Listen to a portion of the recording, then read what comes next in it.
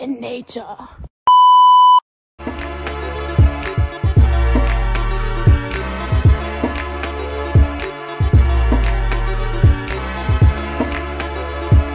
love it when they try to get intimate, even though they know I really ain't into it. You're not into it? I'm not into it. Hello, bonjour famille. We are back with another video. As you can see by the caption, I went on a spiritual retreat, which I was contemplating on going to. I really didn't know what to expect, but I still ended up going. So this retreat is ran by the Brahma Kumaris, a spiritual movement that originated in India. They are dedicated to the personal transformation and world renewal through the power of meditation. Their retreat was named Stop the Pain and Start the Healing, specialized for the Haitian community because of the economic issues that we have going on, so it was really a calling for us. So I went on this retreat with my cousin and my sister, hoping to leave with more knowledge and a lighter heart. I believe we all go through tough events in our life, and no matter what financial class you come from or country, we all deserve to heal. We recently had a death in the family and it hit us really hard. That's what pushed us to go, and I hope I inspire some of you to start your healing journey. A few years ago, I would have never done something like this. Like, the new me is completely unrecognizable to this.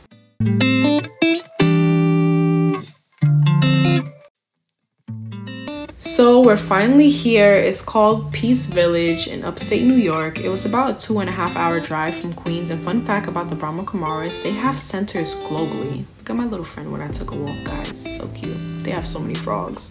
So this retreat was a 4-day stay. We arrived around 6 p.m. It got pretty dark quickly and it was chilly because it is in the mountains. Now, I didn't get to record that much footage of inside when we got there. When we got there, we received our itinerary for the weekend. Then we had dinner. From dinner, we had an introduction session and a meditation session. Then the rooms were assigned. Afterwards, we went for a walk. And that's where my little frog friend came from. And now we're unpacking and preparing for the next day.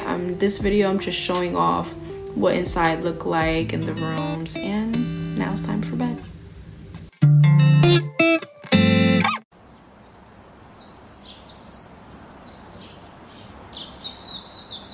Good morning. So today's activity started off with 7 a.m. Tai Chi and Raja Yoga meditation session, which I missed. I'm working on being more timely. So afterwards was 8:30 a.m. breakfast, and there was a whole list of activities following up. Now, what I want to get to is this Dritsi circle meditation, which I had no idea what I was getting myself into. Now, this session was a bit difficult for me.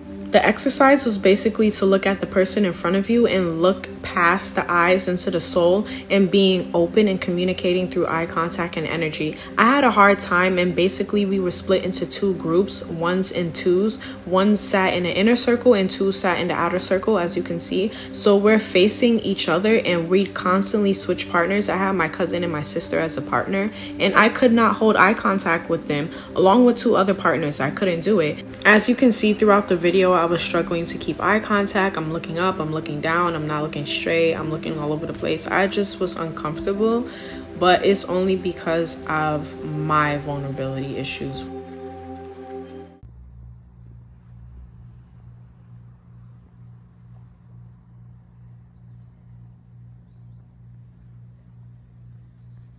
So I don't really have the best angles right now.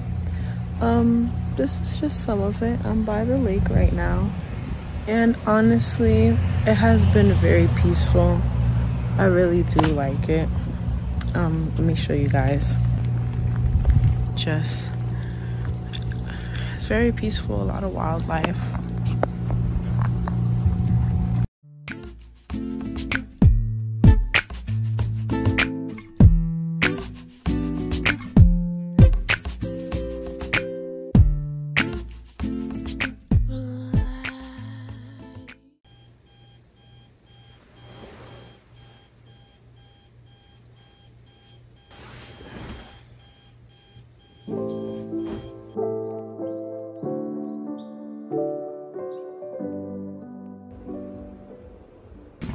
Okay guys, this is officially day 2. It is Saturday. We are going on our nature walk. This is what it looks like. We will be going that way through that path, and yeah. So previously to the nature walk, there was a panel discussion, and the topic of the panel discussion was how to stop the pain and start the healing, which is the whole purpose of our retreat here. And they brought in different members of the Brahma Kumaris, and the members that they brought in were explaining how they became members of the Brahma Kumaris. And one story stuck out to me the most because this member lost his son, and that's what brought him on the journey of becoming a Brahma Kumaris. And I really felt a connection with it because I lost my aunt recently and it was difficult for me, and I could relate to his story the most. So he was explaining how he moved on in a positive way, not forgetting his son, but how he healed in a positive way. He was vulnerable and asked for help, and he let go of his ego and was open to receiving, which men struggle with because they're naturally givers. He was open to receiving help, which made me feel better since it's something I struggle with. And seeing how gracefully he healed was very inspiring for me. Cause the words that come from your mouth, you're the first to heal. Speak words of beauty and you will be there. No matter what anybody says, what matters most is what you think of yourself.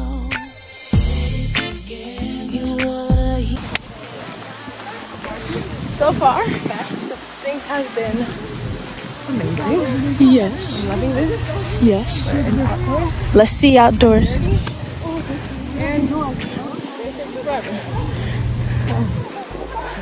Okay, fat foot. Okay, let me stop zooming into your butt. Like where? Where? Let me zoom into it. Where? Oh, let me record it. Oh, I want to pick it up. And we're done with our nature walk. It was amazing. I loved it. Now we're heading over to dinner, and after dinner we have a cultural program.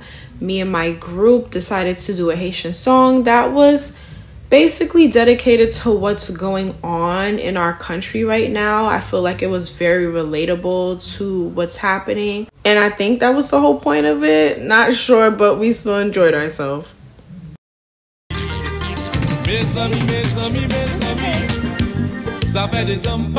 Yep, that's me. A quick summary of what the artist is saying in the song is how the government is corrupted and how all these other countries are corrupted, and they're basically trying to take over our country, and he rather closes his eyes than watch what's happening to the country because it's going downhill. It's a beautiful song, but it is sad, and it's very much true.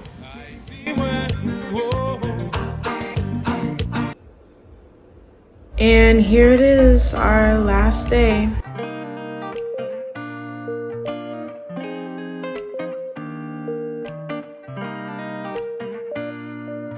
So, to sum up the whole trip, it really was for healing purposes. I knew that I needed to start my healing journey because I worked on myself as a person, and I still am working on myself as a person. But with healing as a person and healing as a spiritual being, that's two different things. And I know that I needed to work on my spirit. Maturing as a person is one thing, but healing is another thing. I kept the folder with me. What I honestly can say is what I took from the retreat. It opened up some wounds that we didn't realize was there. It showed me that I needed to be more vulnerable and that I have a wall up. I'm overprotective of myself. I'm overprotective in general as a person. I'm like that with my family and the people that I love. A person's actions is a reflection of their self, is what I learned. So me being an overprotective person with my loved ones just means that I'm overprotective for myself, because any action is a self-reflection of how you want to be treated. So I'm overprotective with people because that's how I am with myself. And that's what this trip really made me realize. This is what the retreat made me realize. This is what I needed to open my eyes to start my healing journey. So I definitely will be going back to visit the Brahma Kumaris. I hope I'm pronouncing that right. This was an amazing journey. A couple of years ago, I would not be this type of person to be like, oh yeah, we're gonna hop up and we're gonna do this spiritual retreat, or we're gonna go healing, blah, blah, blah. I would look at you like, bitch, huh? What I need to heal from? We're not doing that no more. Remember this: mind, body, and soul. You must take care of your mind, you must take care of your body, you must take care of your soul. Whether you're religious or spiritual, it's all the same thing. If one of them is thrown off balance, then you're off balance. And you're not treating your body right, not feeding your body the right things. Your mind, you're constantly telling yourself these negative things about yourself. You're constantly having this internal battle within your mind. You're not being around the right people. You're not intaking, even down to the music. You shouldn't be feeding your mind certain music. You ever listen to a song and it automatically like change your mood? Like, for example, this drill trap music stuff. When I listen to it, I'll be ready to go on drills like, yeah. No. Music is a frequency. It can alter your mood. It can alter how you think. Listen to positive things. Tell yourself positive things even when your mind is working against you. Your soul, your spirit, you have to get into nature. Ground yourself. We are spiritual beings. We are frequencies. We are one with nature. Because I'm like, I feel like I have all these good things going for myself, but something's missing. And that's the spiritual part, is healing. And you never know what's missing until you try. You never know that these things bother you until you try.